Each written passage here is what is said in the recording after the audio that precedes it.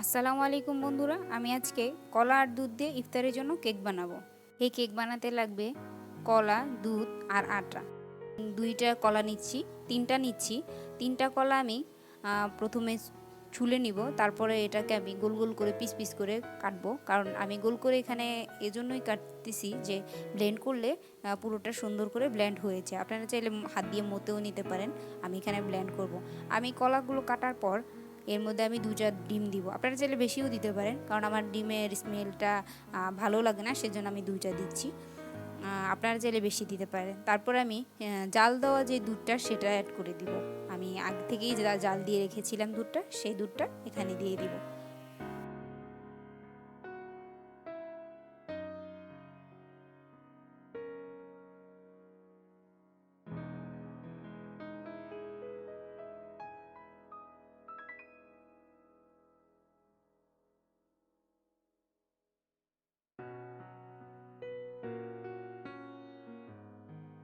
এখানে আমি 2টা ডিম দিয়েছি, ডিমের সাথে আমি দুধ ঢেলে দিব।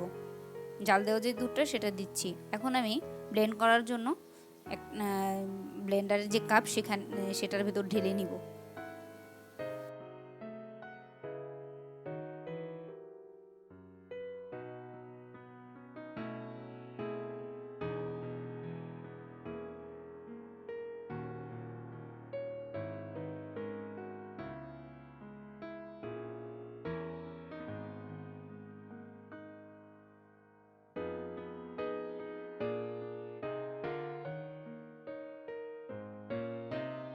এখন এগুলো আমি ভালো করে ব্লেন্ড করে নিব, যে একবারে সব কিছু একসাথে মিশে যায় আর দানা দানা যেন না থাকে, সেজন্য আমি ব্লেন্ড করে নিচ্ছি।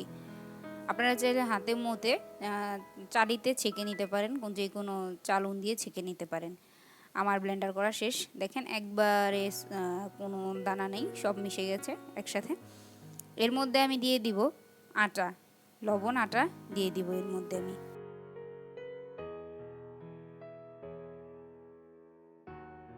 এখন আমি এর মধ্যে মিশাচ্ছি লবণ আর হচ্ছে বেকিং সোডা,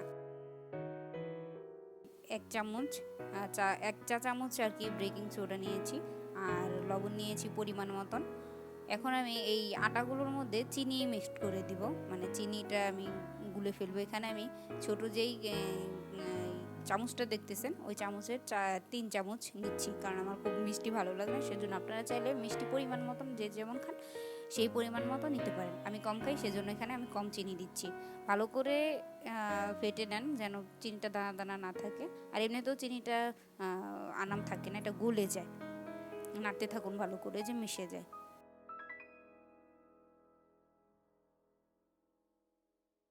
আমি সব কিছু ভালো করে মিক্সড করে এর মধ্যে আটা দিয়ে দিব। প্রথমে আমি অল্প অল্প করে আটা দেব, দিয়ে গুলে নিব, কারণ আটা যেন বেশি না হয় আর কম যেন না হয়। আটাটা আমি রুটির যে কাই ওইরকম করে নিব, করে নিয়ে তারপরে এটাকে ভালো করে মতে নিব। যত মতবো জানেন, যত মানে আটাটা মতা হয় তত ভালো হয় আর কি, ফুলে, সেজন্য আমি মতে নিব। মতে নেওয়ার পর আমি কিছুক্ষণ অপেক্ষা করব, মনে করেন 10 মিনিটের মতন আমি এটা ঢেকে রেখে দিব।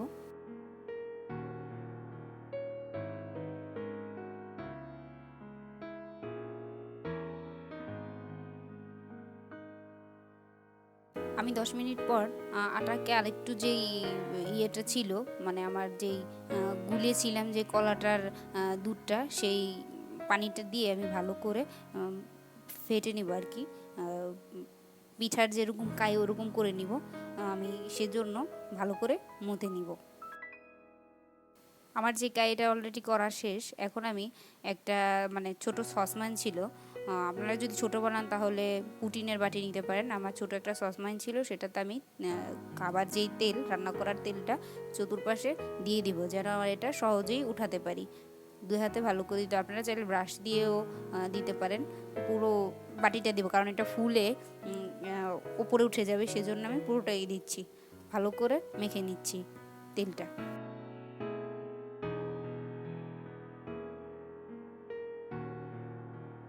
আমার বাটিটায় তেল মাখা শেষ।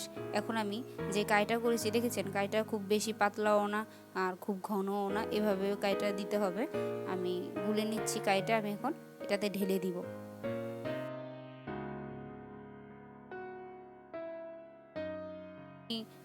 এটাতে ঢালার পর সুন্দর করে চতুর্দিক সমান করে নিব, কিছু দিয়ে সুন্দর করে সমান করে নিব। তারপর আমি এর মধ্যে দিয়ে দিব তিল তিল তিল আর কালি জিরা দিয়ে দিব, কারণ তিলটা ভাজা হলে আর কালি জিরার স্বাদটা খুব ভালো লাগে আর দেখতেও সুন্দর লাগে। সেজন্য আমি প্রথমে তিল দিয়েছি, পর আমি এটার ভেতর কালি জিরা দিয়ে দিব।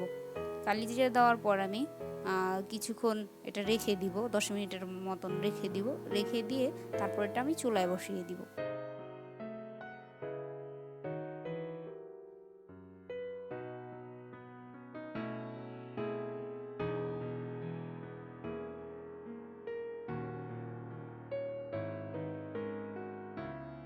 আমার যে চুলোর কাবাব বানানোর যেই ছাকিটা ছিল সেটা দিয়ে আমি চুলাটার উপরে দিয়ে দিয়েছি, কারণ পুরোপুরি তাপটা যেন না লাগে সেজন্য। ওভেন যেহেতু নেই সেজন্য আমি এরকম করে নিচ্ছি। চুলোতে দেওয়ার 10 মিনিট পর আমি দেখছি যে ওটার বুদবুদি ওঠে নাকি, সামান্য বুদবুদি উঠেছে, তার মানে নিজেই হচ্ছে। সেজন্য আমি চুলার আঁচটা একটু বাড়িয়ে দিয়েছি। দেখছেন চারপাশে যে বুদবুদি উঠতেছে, তার মানে নিচ দিয়ে অলরেডি হয়ে গেছে।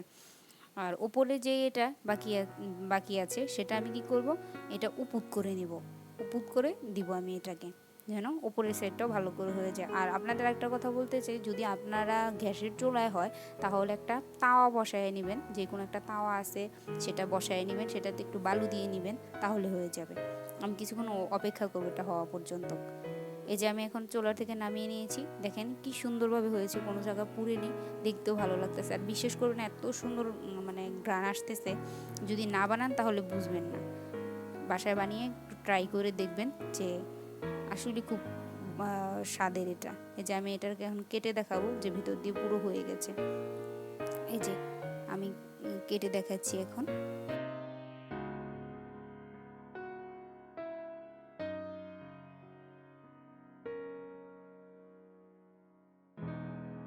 দিকে সুন্দর করে হয়েছে, কোনো সাইড কাঁচা থাকেনি, সাইডগুলো তো সুন্দর করে হয়েছে, যেন ওভেনে করেছি।